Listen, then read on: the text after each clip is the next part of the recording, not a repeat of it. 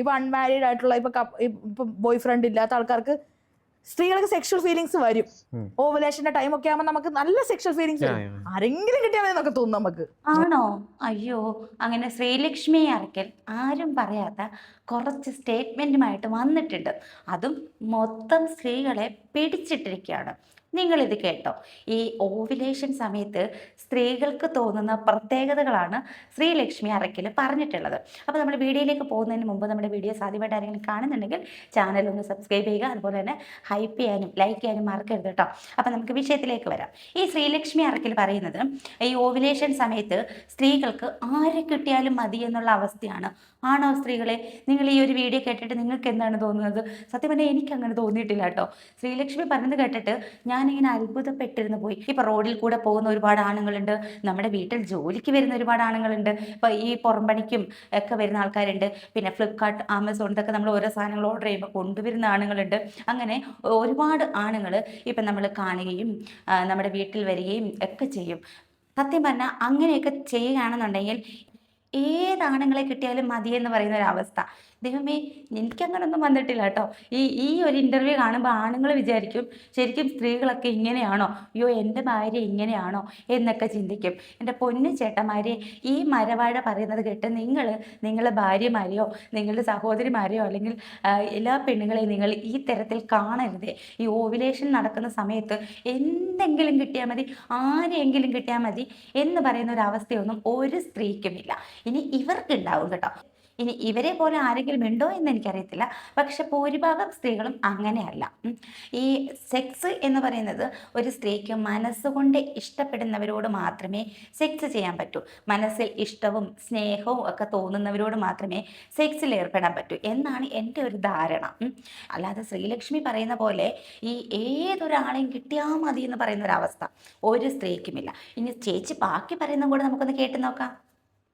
നല്ല sexual feelings ആരെങ്കിലും കിട്ടിയാൽ മതി എന്നൊക്കെ തോന്നും നമുക്ക്. സത്യമായിട്ട് ഞാൻ പറഞ്ഞത് ഇതൊന്നും ആരും പറയൂല. സത്യമായിട്ടൊന്നും ആരെ പിന്നെ നമുക്ക് എന്താണെന്ന് വെച്ചിട്ടുണ്ടെങ്കിൽ നമ്മൾ കൺട്രോൾ ചെയ്ത് ഇങ്ങനെ പിടിക്കും. കാരണം ഇത് ചെയ്ത് കഴിഞ്ഞാൽ പിന്നെ കുറ്റബോധം പഠിക്കും. വിളിച്ചാലോ എന്നൊക്കെ വിചാരിക്കും, പക്ഷെ വിളിക്കില്ല.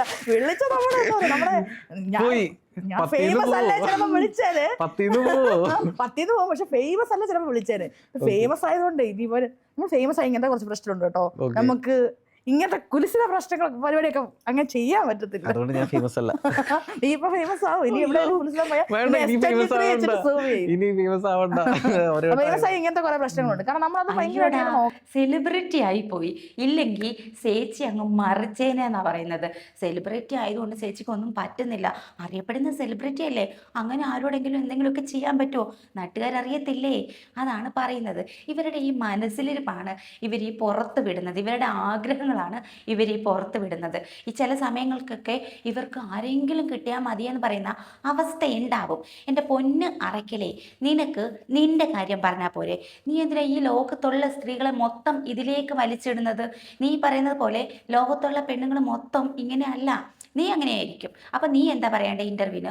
ഞാൻ അങ്ങനെയാണ്, എനിക്ക് ഇങ്ങനത്തെ സമയത്ത് ഇങ്ങനെ ആരെങ്കിലും കിട്ടിയാൽ മതി എന്ന് പറയുന്ന അവസ്ഥയുണ്ട് എന്നൊക്കെ പറഞ്ഞ് നീ കൊടുക്കണം. അല്ലാതെ എല്ലാ പെണ്ണുങ്ങളെ നീ അങ്ങനെ കൂട്ടി യോജിപ്പിക്കാൻ നോക്കല്ലേ. പെണ്ണുങ്ങൾ എടുത്തിട്ട് മേയും നിന്നെ.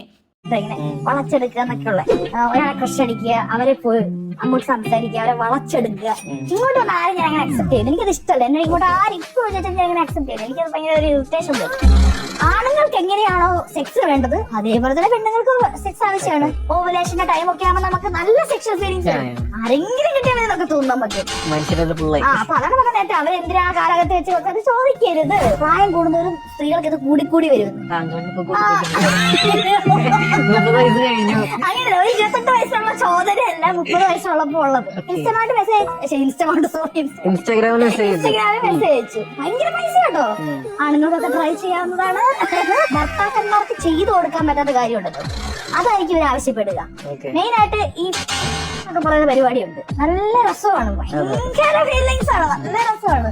നമ്മള് എന്തൊരു സ്വർഗലോകത്തൊക്കെ ആയിരിക്കും. ഫെമിനിസ്റ്റുകളുമായിട്ട് റിലേഷൻഷിപ്പ് ഒക്കെ പുരുഷന്മാരുടെ ഭാഗ്യം. കാരണം ഇഷ്ടംപോലെ സെക്സിന് ഒരു വന്യം ഉണ്ടാവത്തില്ല. അപ്പൊ ഇവരാ കൂട്ടുകാരോടൊക്കെ പറഞ്ഞു തന്നാൽ അവള് ഭയങ്കര കടി മൂത്തന്റെ പുറകെ നടക്കുവന്നു. പക്ഷെ അവന്റെ സെക്സ് വലിയ കൊള്ളത്തില്ലായിരുന്നു. നമ്മുടെ റിലേഷൻഷിപ്പിൽ സെക്സ് നല്ലല്ലെങ്കിൽ നമുക്ക് അവരോട് വലിയ ഇതൊന്നും ഉണ്ടാവത്തില്ല. അങ്ങനെ പല ആൾക്കാർക്കുണ്ടാവും, ചില ആൾക്കാർ പറയത്തില്ല. അത് എന്താ ഇങ്ങനെ വിഷമിച്ചിരിക്കുന്നേ? ഇപ്പൊ ഞാൻ ഇപ്പൊ ഇവരുടെ കൂടെ പോയിട്ടേ സേഫ് ആയിട്ട് എടുത്തില്ലെങ്കിൽ എനിക്കിപ്പോ 4 പിള്ളേരായിട്ട് ഞാൻ ഇവിടെ ഇന്റർവ്യൂ വന്നിരുന്നേ, മനസ്സിലായോ? അതാ നമ്മൾ സേഫ് ആയിട്ട് ചെയ്യാൻ. സത്യം പറഞ്ഞാൽ ഇവള് ഇതിനു മുന്നേ ഒരു കരച്ചിലൊക്കെ ആയിട്ട് വന്നിട്ടുണ്ട്. എല്ലാവരും ഇവളെ െന്നും പറഞ്ഞിട്ട് ആ ഒരു കാര്യത്തിന് എനിക്കും സഹതാപം തോന്നി കേട്ടോ. നിന്റെ വായിൽ നിന്ന് വരുന്ന ഈ വിവരം കെട്ട വാക്കുകളുണ്ടല്ലോ, അതിനാണ് ഇതുപോലെയുള്ള പേരുകൾ നിന്നെ ഇട്ട് വിളിക്കുന്നത്. ഇപ്പം നീ ഈ പറഞ്ഞ സ്റ്റേറ്റ്മെൻറ്റിന് അതുക്കും മേലെ എന്തെങ്കിലും പേരുണ്ട്, അതാണ് നിനക്ക് ചേരുന്നത്. അപ്പോൾ നീ എന്നിട്ട് ഇവിടെ വന്ന് സോഷ്യൽ മീഡിയയുടെ മുന്നിൽ വന്ന് കിടന്ന് കരഞ്ഞ് മെഴുകിയിട്ട് ഒരു കാര്യമില്ല. നീ പറയുന്നുണ്ടല്ലോ നീ എന്തോ ഒരു ടീച്ചറാണ്, കുട്ടികളെ പഠിപ്പിക്കുന്നുണ്ടെന്ന്. ഇമാതിരി വിവരക്കേടും വെച്ചിട്ടാണോ നീ കുട്ടികളെ പഠിപ്പിക്കുന്നത്? അപ്പോൾ ഇത്രയും വിവരക്കേടുള്ള ഇവള് കുട്ടികളെ പഠിപ്പിച്ചാലുള്ള അവസ്ഥ എന്താകുമെന്ന് നിങ്ങൾ ചിന്തിച്ച് നോക്കും. ഈ ഒരു സോഷ്യൽ മീഡിയയിൽ വന്ന് പറയേണ്ട ഒരു വിഷയമാണോ ഇത്? ഇനി നിന്റെ മനസ്സിൽ അങ്ങനെ ഒരു അമ്മാതിരി ഒരു വൃത്തികെട്ട ആഗ്രഹങ്ങൾ ഉണ്ടെങ്കിൽ അത് നീ നിന്റെ ഫ്രണ്ട്സിനോടും നിനക്ക് ചുറ്റും നിൽക്കുന്ന ആൾക്കാരോടും വേണം നീ അത് പങ്കുവെക്കാൻ. ഈ ഇന്റർവ്യൂ എടുക്കുന്ന ആള്, ഞാൻ ചോദിക്കട്ടെ, ഇതൊക്കെ എന്തിനാണ് ഈ പബ്ലിക്കിലേക്ക് ഇടുന്നത്? ഇത്രയും ചീഞ്ഞ വിഷയങ്ങൾ, വൃത്തികെട്ട സ്റ്റേറ്റ്മെന്റ്, ഇതൊക്കെ പബ്ലിക്കിലേക്ക് ഇട്ടിട്ട് നിങ്ങൾ പബ്ലിക്കിന് കൊടുക്കുന്ന മെസ്സേജ്, പുതുതലമുറയ്ക്ക് അല്ലെങ്കിൽ നിങ്ങൾ ബാക്കിയുള്ള സ്ത്രീകൾക്ക് നിങ്ങൾ കൊടുക്കുന്ന മെസ്സേജ് എന്താണ്? ഇത് മൊത്തം സ്ത്രീകളെ അടച്ച് ആക്ഷേപിക്കുന്ന രീതിയിലാണ് ഇവർ ഈ കൊടുത്തിരിക്കുന്നത്. ഈ ഇന്റർവ്യൂ എനിക്ക് സത്യം പറഞ്ഞിട്ടുണ്ടല്ലോ, ഇതുപോലെയുള്ള മരവാഴകളെയൊക്കെ വിളിച്ചിട്ട് ഇന്റർവ്യൂ ചെയ്യുന്ന ഏർപ്പാടുണ്ടല്ലോ, ദയവ് ചെയ്ത് നിങ്ങളത് നിർത്തണം.